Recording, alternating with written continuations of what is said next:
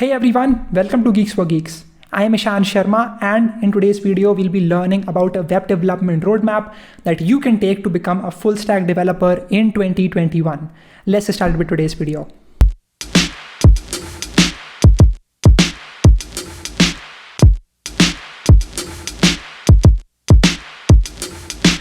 Now, I think it's important for you to start from level 0. And the first thing that you do is to actually learn about the web.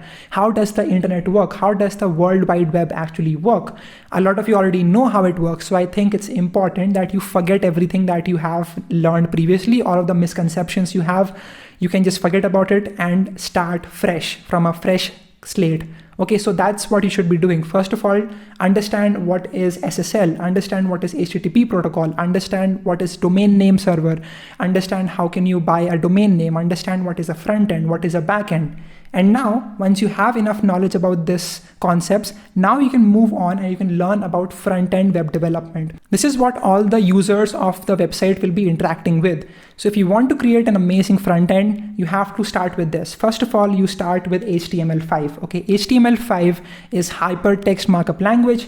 It is basically the bones of your website. That is how you put in the basic elements of your website. If you want to maybe have like a heading, maybe you want to have like a paragraph, maybe you want to have like a form, a table, whatever you want to have in the page, that is how you put in that basic root level elements for your own website.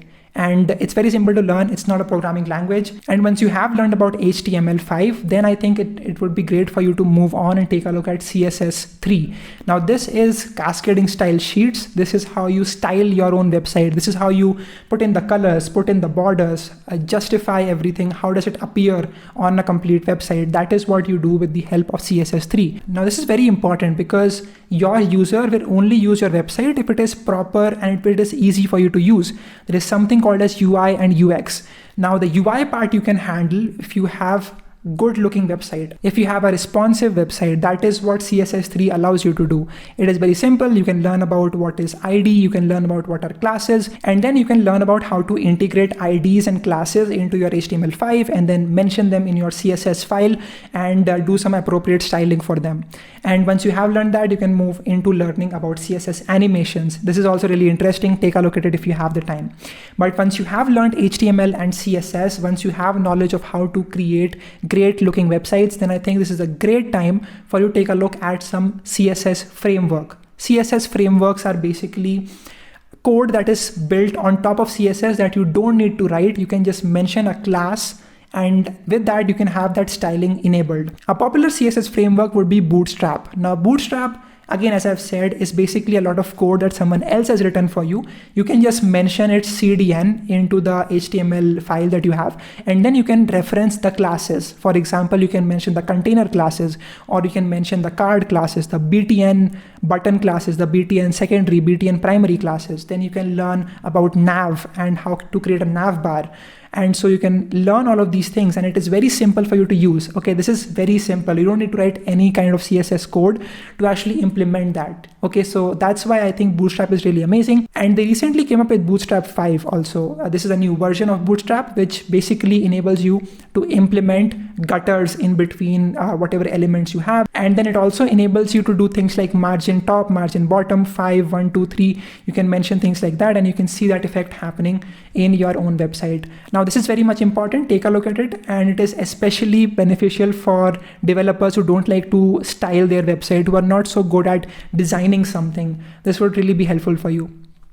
Then once you have learned about Bootstrap, CSS, and HTML, I think it's a great time for you to create projects. Again, understand that web development is a lot more about creating projects and not as much about learning all of the technologies that are available. Okay, you have to apply your learnings into creating something useful. So take a look at some responsive websites that you can create. It is very simple for you to just get started with Bootstrap, and you can create some really good websites.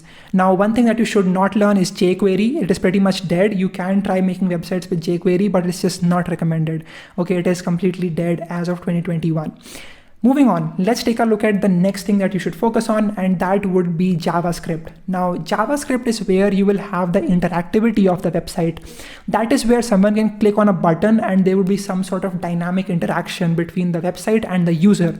Now, this is very much important because Basically, with Bootstrap, CSS, and HTML, you can create some static websites, some static web pages. But when you use JavaScript, you convert your static website into a dynamic, interactive website for your users. And so if you want to do things like that, it's very much important for you to take a look at JavaScript.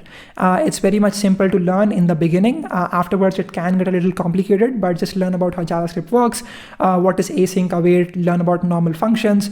You can learn about what is Axios, how does the HTTP library work. And once you have enough knowledge of JavaScript, you can start creating projects using vanilla JavaScript. That is simply JavaScript, some CSS, and HTML. Okay, this is very much powerful. And once you have created some projects with just JavaScript, when you have some proper understanding about how JavaScript works, you can then start taking a look at some frameworks. Okay, so there are multiple frameworks of JavaScript that enable you to write JavaScript code very simply. Okay, now there are multiple of them. There are React, which is a library actually, and then you also have Vue, you have Angular.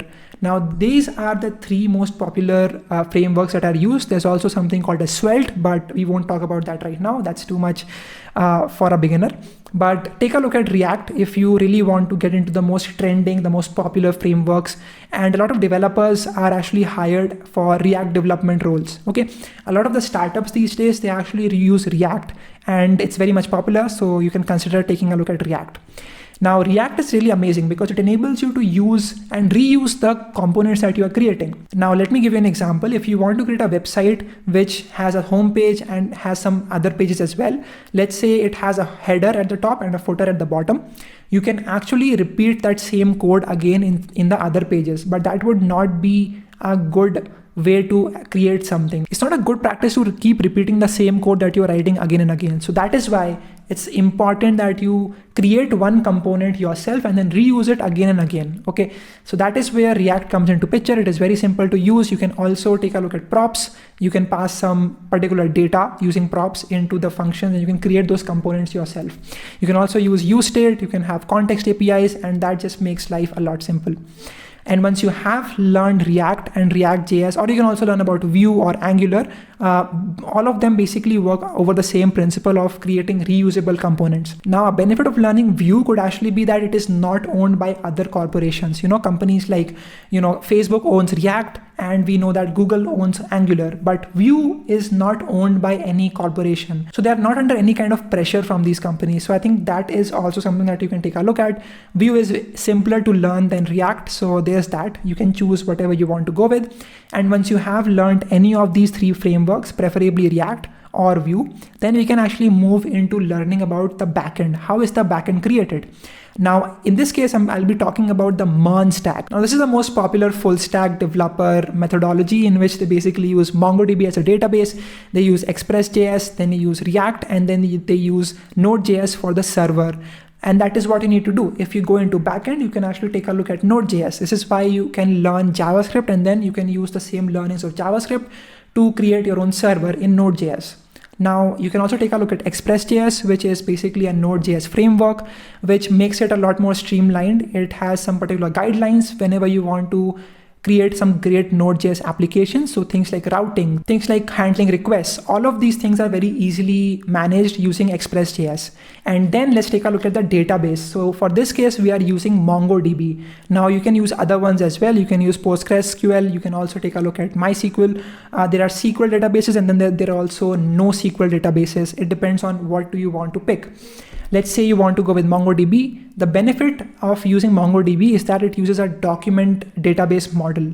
It is not a relational table that you have in which you have some entries, but it is a very simple document database. Okay, so that's why I think it's very much beneficial for you to take a look at MongoDB. And there are certain use cases where it is very much useful, and then there are also some exceptions. Okay guys, so yeah, that's it. That is basically the MERN stack. This is what you can learn in 2021 and get yourself an internship, get yourself a job as well in some startups or in some top tech companies as well. So yeah, there you go. That is the full stack development roadmap. Let me know if you have any questions in the comments down below. Make sure that you subscribe to this channel. And if you want to learn about these technologies, that can be HTML, CSS, Bootstrap, JavaScript, Node.js, Express.js, or MongoDB, you can take a look at the articles that we have on Geeks for Geeks itself, or you can also take a look at a lot of the courses that we have available. The links to that will also be in the description. Thank you so much, and I'll see you in the next video. Bye-bye.